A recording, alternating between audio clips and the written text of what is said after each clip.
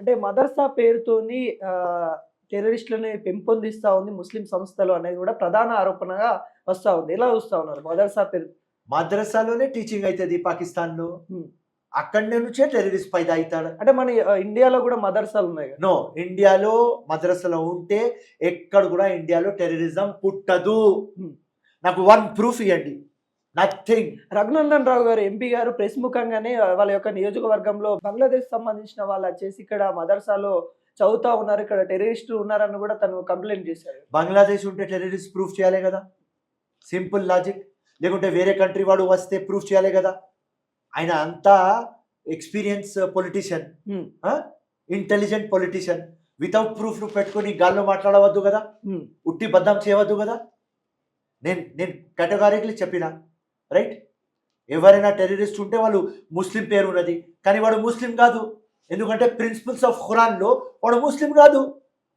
ఖురాన్ చెప్తుంది, నువ్వు ఇన్నోసెంట్ మనిషికి ఎవరికైనా చంపితే మొత్తం మానత్వంకి నువ్వు చంపేస్తున్నావా?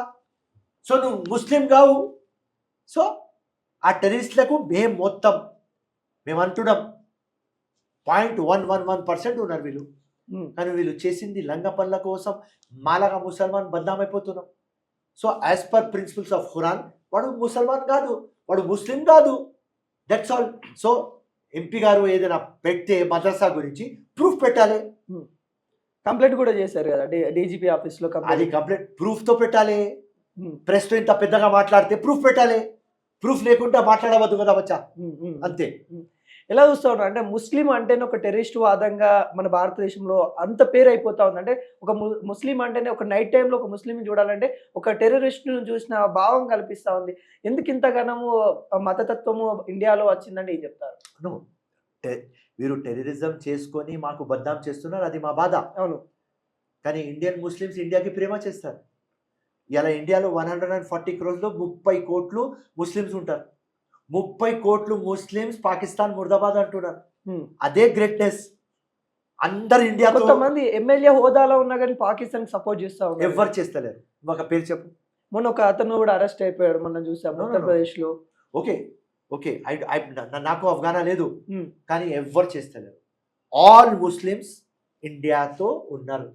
నో సింగిల్ ముస్లిం కూడా పాకిస్తాన్ కి సపోర్ట్ చేస్తున్నారు తమ్ముడు.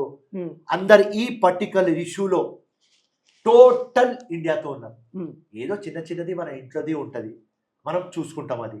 కానీ బయట వాళ్ళు వచ్చి ఇట్లాంటి పని చేసుకొని ఇన్నోసెంట్కి చంపిన తర్వాత కంటిన్యూస్లీ అవుతుంది ఇది.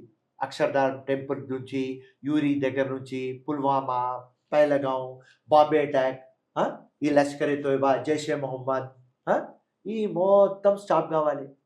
సో ఈ డ్రామా వద్దు. టోటల్ ముస్లిమ్స్ యునైటెడ్, వీళ్ళ కోసం మనం బద్నాం అవుతున్నాం, వద్దు అని టోటల్ మేము ఇండియాతో ఉన్నాం.